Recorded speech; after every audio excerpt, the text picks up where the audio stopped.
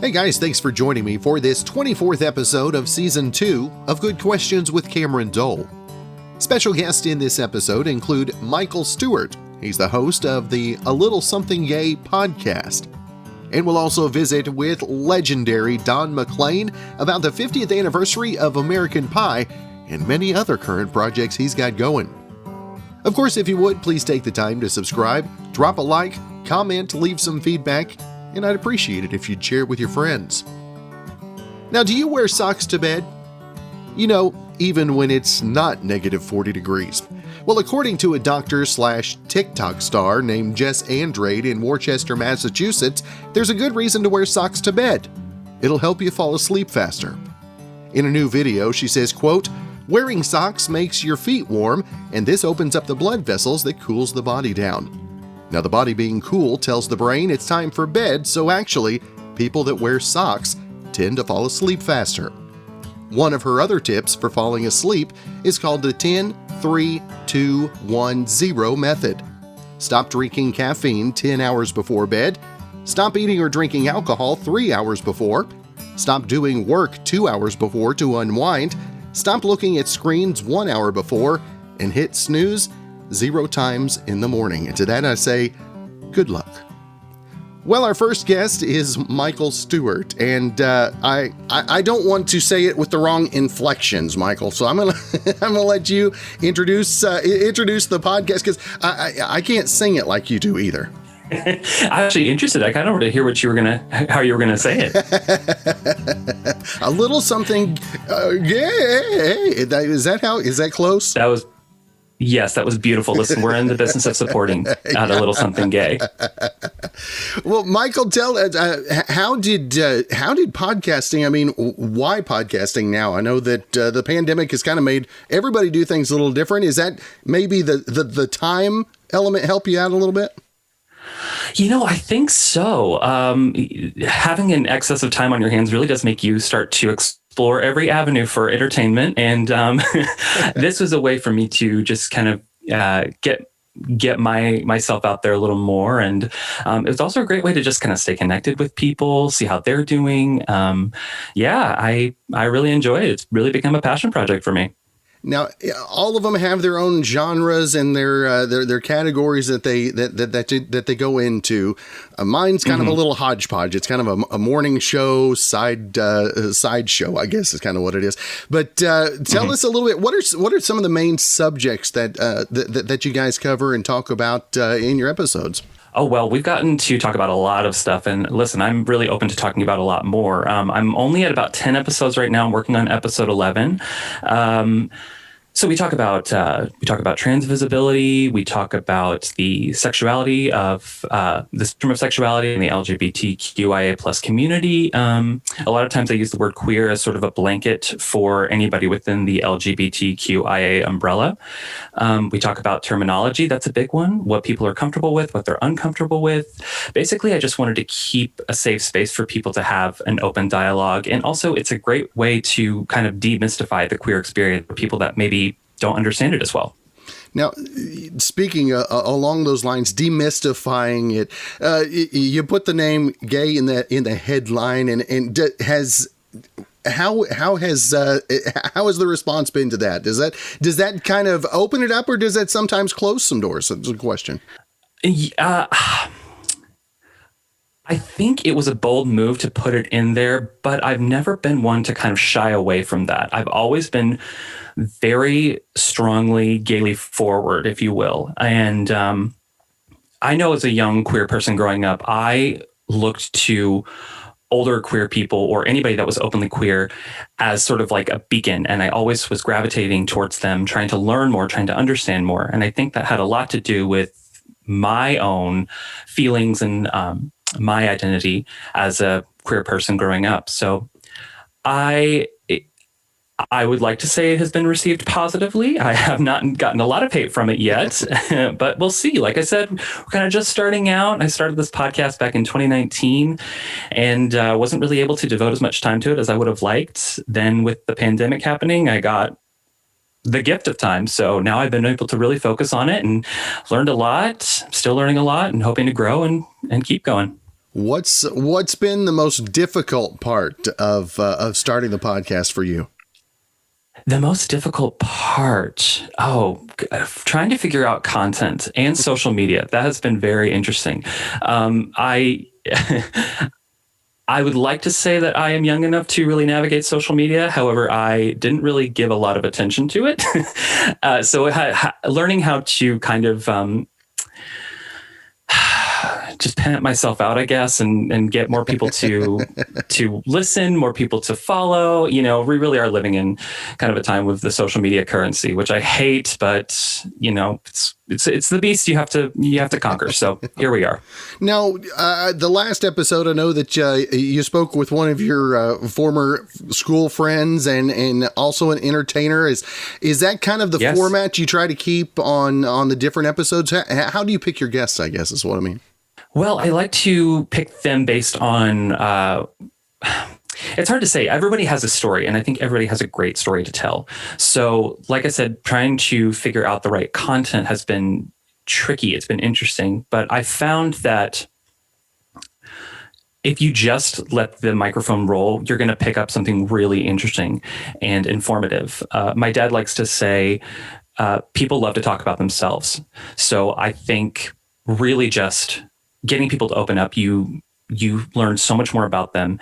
And I do like to utilize my friends and family. One of my episodes, I had my cousin Whitney on. She was a contestant on The Voice. So I like to try and take opportunities where I can.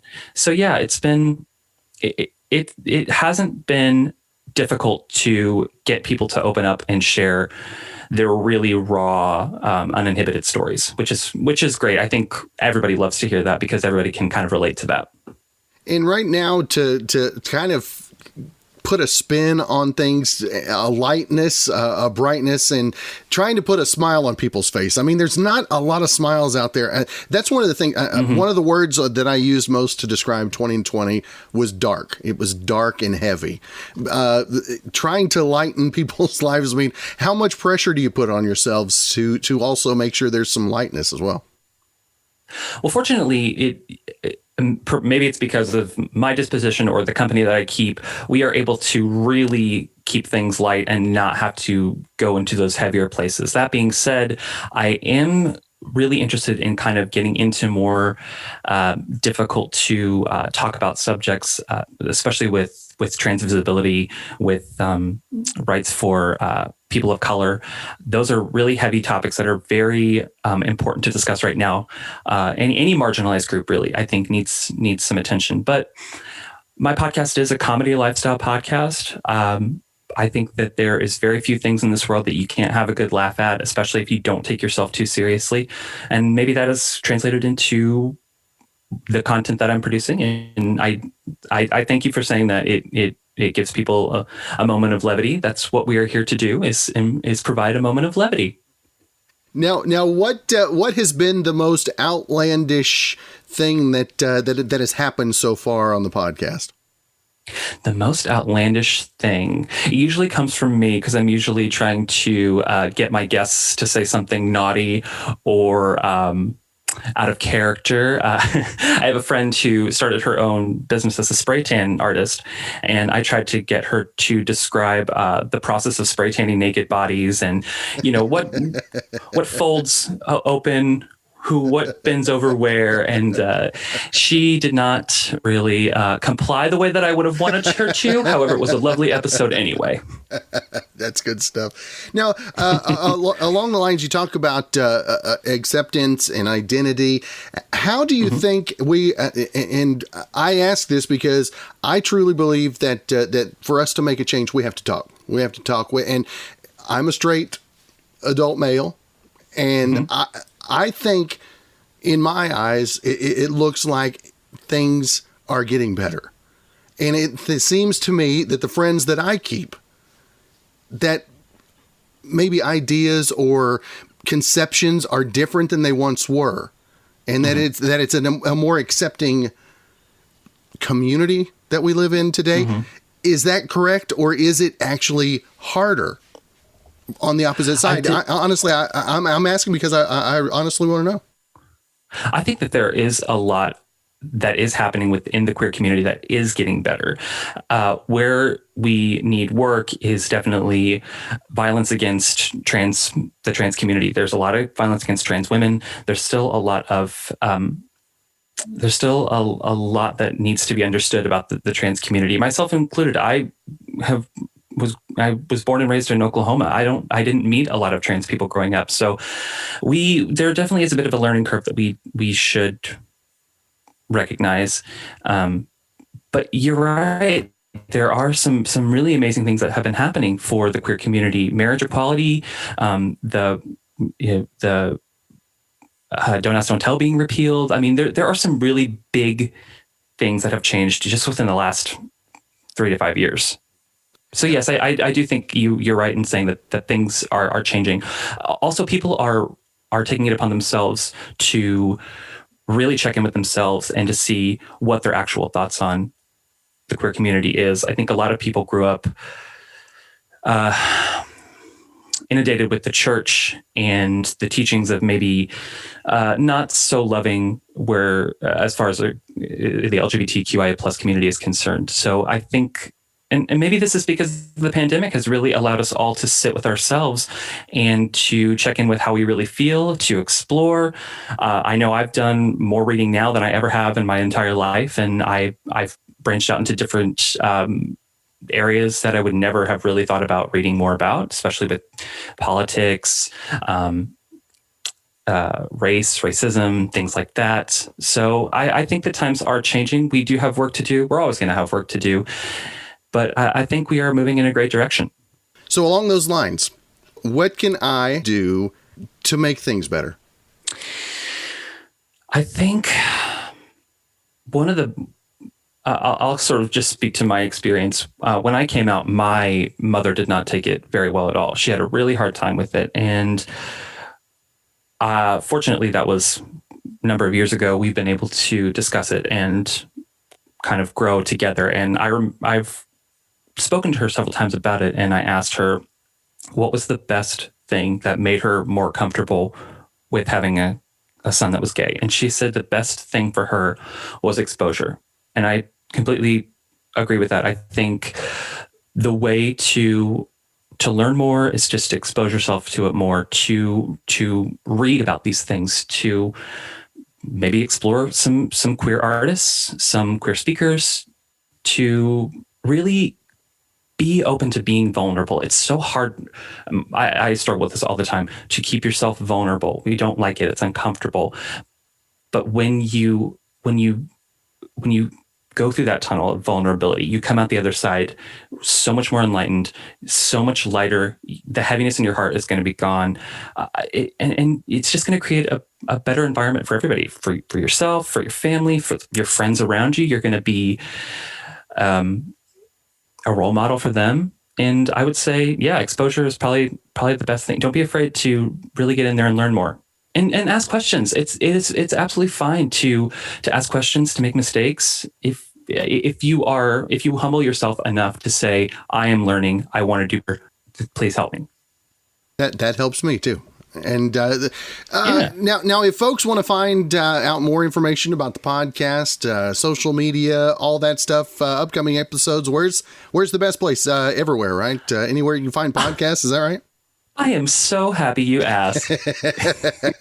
Yes, I am on all listening platforms. You can also find me on Instagram at mstewart16, and I encourage you to follow the podcast at A Little Something Gay Podcast on Instagram. You said it a little differently than I did. Oh, should I do it like I do it on the episode? Yeah, go for it. I haven't warmed up today, so let's just see what happens. You know, we're all about just being vulnerable. So I just have this moment of vulnerability with you right now. Okay, so that is A Little Something Gay, and it's a little something yay. There you go. Well, Michael, it has been great to visit with you, and I truly appreciate the conversation, and hopefully we can catch up again real soon, my friend. I would love that. Thank you so much for having me. This has been wonderful. Again, pick up his podcast anywhere you listen to your podcasts.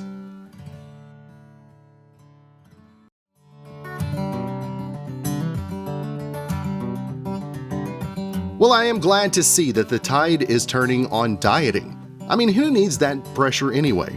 Especially now that we're like 6 months away from it being socially acceptable to wear sweatpants to a wedding. Now, according to a new survey, half of Americans say that they never plan on going on a diet again. Instead, we've learned to make some healthier choices in our daily lives. Now, the top 5 healthier food choices that people are making are drinking water instead of something with sugar, eating more salads, getting a side salad instead of fries, drinking smoothies, and eating more fruit. And I have added none of those. Well, our next guest is the legendary Don McLean. Always great to visit with him. We're going to talk about the 50th anniversary of American Pie and, well, many other current projects he's got going as well. First off, Don, always great to visit with you, my friend. Well, thank you. Thanks for having me on your show. Now, Don, another big event. It seems like every time we talk, there's always something big. And for you, the 50th anniversary of American Pie, and how can you quantify what the story to the song has meant to your life professionally, and also the opportunities it's afforded you as well? Well, it's funny because there's now a new version of this song by a group called Home Free, and they're an a cappella group, and the song has been number one, their version of the song, which has only voices, has been number one on all the iTunes charts in the last 2 weeks, and number one on the Taste of Country, the country music, one of the outlets there. So the thing has taken off again with a new young group doing it in an a cappella way. So, here it comes. It's not the old version anymore. It's a whole different thing. And it's pretty exciting, along with all the other things that are going on this year, and the demand, not only for me, but for all the other songs I've written. I have this YouTube channel, which is Don McLean YouTube channel, and we uploaded 11 albums and 173 tracks on that. It's got hundreds of videos, YouTube videos, and it's run by Time Life. And there's a new album that I came out with called Still Playing Favorites, which is rock and roll, really, songs that I didn't write. And now I have an album ready to go of new songs that'll come out this year. So it's a busy time, and Don, what's the thing that this last year has made you appreciate the most, or look forward to the most when things get back to whatever the new normal is? Well, like I say, I've been doing a lot of things I've wanted to do for many years because of being home for this year. It's enabled me to focus on songwriting and focus on this channel and getting some content, there, and doing all that stuff, that I had not done before. So it's been very positive for me to have this time. And, of course, it coincides with, this 50th anniversary deal, which is exploding. We've got a documentary movie we're going to be doing for Viacom and CBS, and we've already put up a lot of money to do this. We signed the contract, so this is really happening. Don, when you look back at the time when the song was written, did you ever have any imagination or inclination that it was going to be anything extra special beyond just maybe therapeutic for you when you wrote? Well, it was a sensation from the time it came out. It was always talked about all over the place, written about like crazy. There were about 2 years there where, you could not get away from it. And there was a bit of a backlash after that. I had enough of this song, I had enough of this guy, I don't want to hear him anymore, and I can understand that completely. I remember the Colonel sold I Hate Elvis buttons. I should have sold I Hate American Pie buttons, and I would have made a whole bunch of money.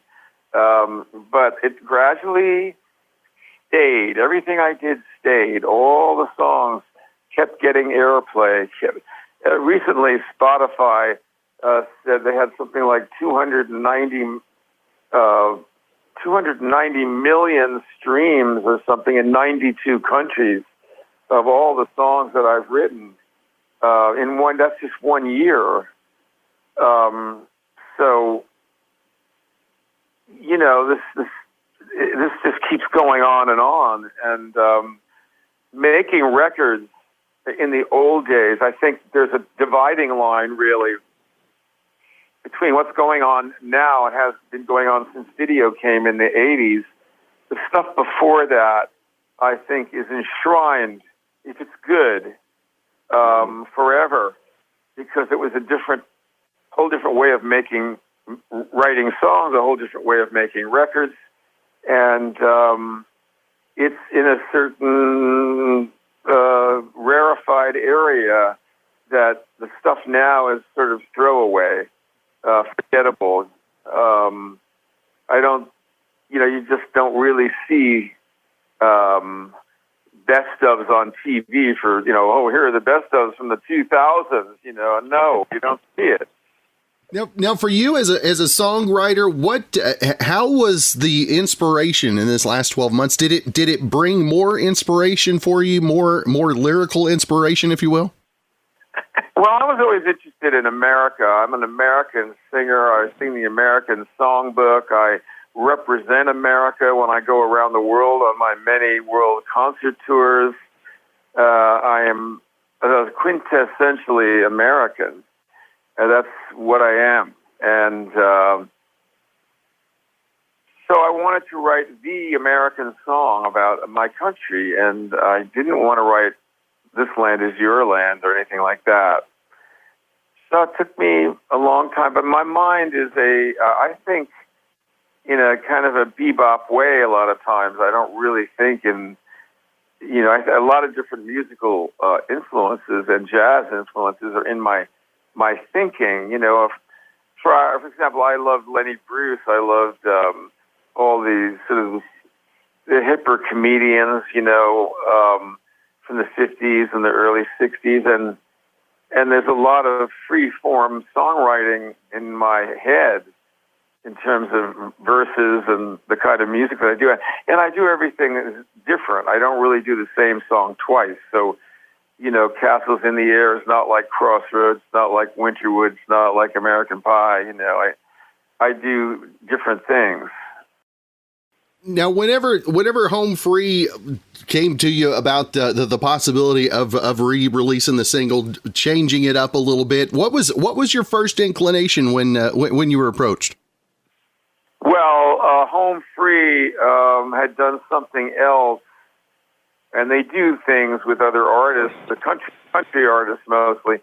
And my management in Nashville suggested American Pie, and they said, we didn't thought about that. Well, it's the best thing they ever did, because it's helped them, it's put them right front and center, and they're all really happy about it. I'm glad for them. They're young people, and they're, in this time now when everything is in trouble, they're moving forward, and you're not hearing too many of those kind of stories. That's right. And again, the 50th anniversary of American Pie got the new release. Want to make sure and check that out. And Don, always want to make sure and let folks know where they can find all of YouTube, the website, and social media as well. Yeah, just go to Don McLean YouTube channel, or you can go AmericanPie.com, DonMcLean.com. There are a lot of roads that lead to the same place. That's right. Well, Don, it is always a privilege. I truly appreciate your time again today. Hope you stay safe the rest of the week, and hopefully we'll catch up again real soon. Well, I hope so too, and I enjoyed talking to you. Again, you can check him out. Well, type his name in, Google it, you'll find Don McLean. Now, a lot of people are double masking it after the CDC has said that 2 masks can offer more protection. But you shouldn't do it with every type of mask. Now, there are 2 mask combos that you shouldn't use. Well, here are 2, I should say. Number 1, don't wear a second mask over an N95 mask or KN95 mask. N95s are designed to fit tight and make a seal, and wearing a second mask on top of it could make it fit worse. Plus, make it a little hard to breathe. The second you don't want to use is 2 disposable masks on top of each other. We're talking about the blue surgical ones that a lot of people wear. They're not designed to fit tight and make a seal, but wearing a second one can mess with the fit and prevents you from breathing through the fabric, so more air comes through the sides. Now you can wear 2 cloth masks though, or a disposable mask with a cloth mask because they tend to fit better that way. The CDC recommends putting the disposable one on first and then a cloth mask on top of it.